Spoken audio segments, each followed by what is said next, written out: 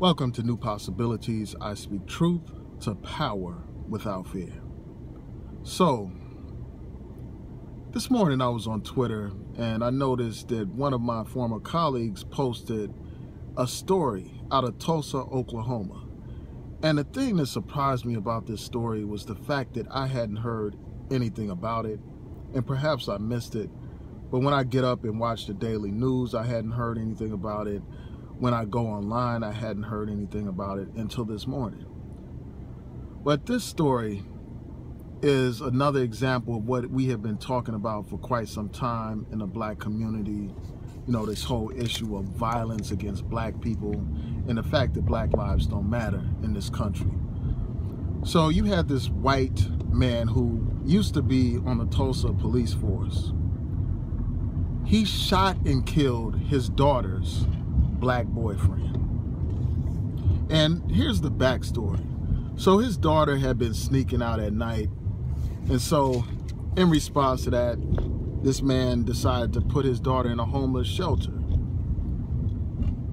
And she was 18 at the time. You know, he put her in the shelter, and while she was at the shelter, she met a black man, you know, a black young man, 19 years old, who wasn't at the shelter because he needed housing. He was at the shelter in order to help people, you know, to help homeless people and all that kind of stuff.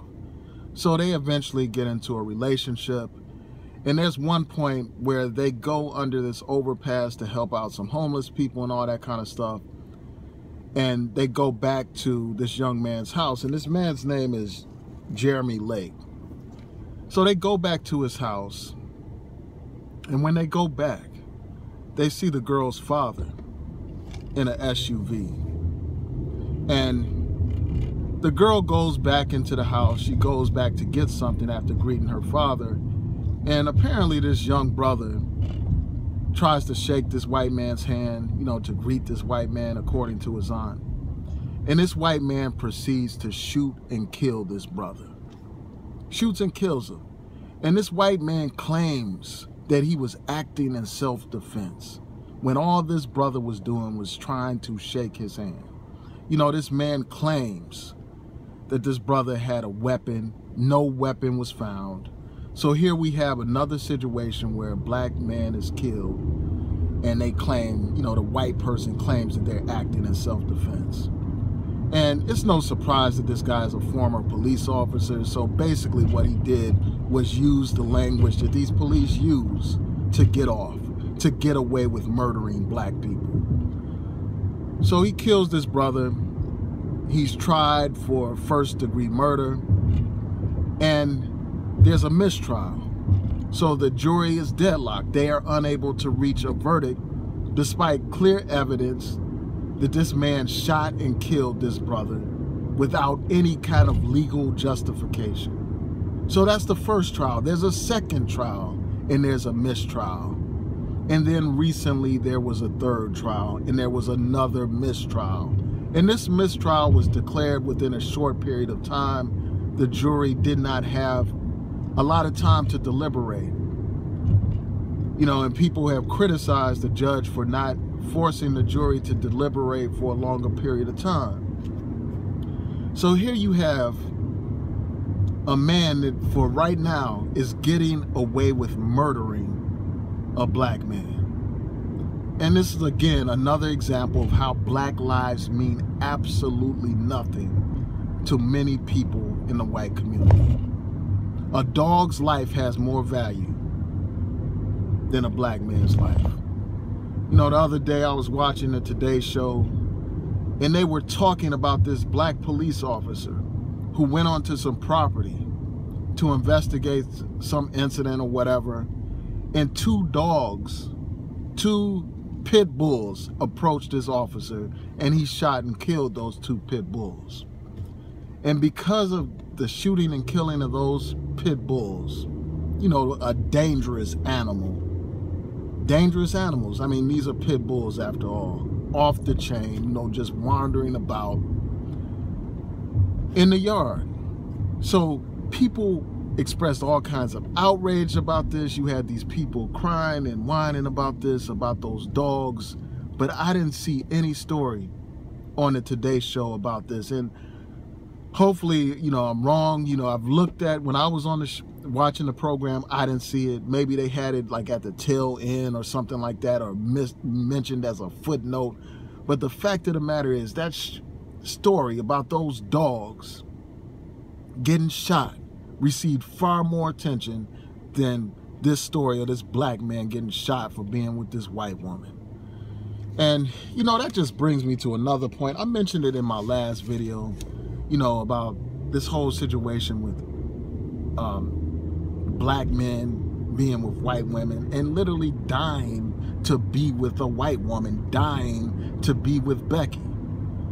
You know, we all know the historic example of Emmett Till, the brother who was killed simply for allegedly whistling at a white woman, beaten beyond recognition, you know, lynched, thrown in a river. You know, that killing helped spark the civil rights movement. And here we are in 2017, and black men are still literally dying to be with Becky. You know, this brother was killed just for dating this white girl. And, you know, a lot of these races, they fear the black man. They fear black masculinity. They fear genetic annihilation. And that's why they are so hostile to the black man. That's one of the things that they featured in the original Birth of a Nation, this image of the black man as some kind of sexual predator lusting after white women. And in that film, they depicted the KKK as some kind of hero to rescue the white woman from this evil sexual predator, this black brute. So that stereotype has been with us a long time. You know, the idea that it is acceptable to kill black men for looking at white women, or for desiring white women, or for being in relationships with white women, that has a long history. And my question is, why are these brothers still lusting after their enemy? Lusting to be with their enemies' daughters.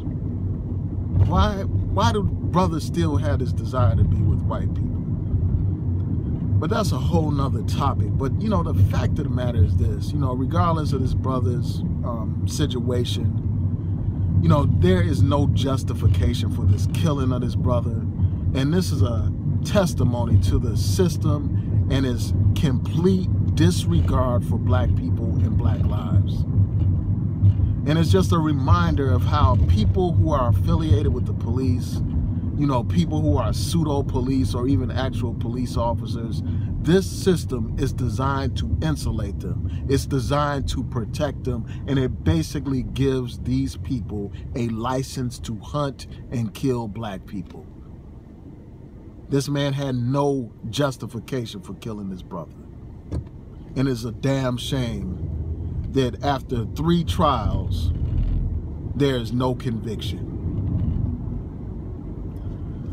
So I just had to talk about this before, you know, I went into the office. I mean, this story is just very disturbing. And also, I want to let you all know that I plan to do a video on this whole issue of Tariq Nasheed and his channels being shut down and all that stuff. So look out for that. I may post it earlier, but my goal is to post it by the weekend. So look out for that video. I'm going to do my research before I speak on it. I've watched a couple of videos about the issue, you know, from these people gloating about Tariq being flagged down. So look out for that video. So please rate, comment, and subscribe. Peace.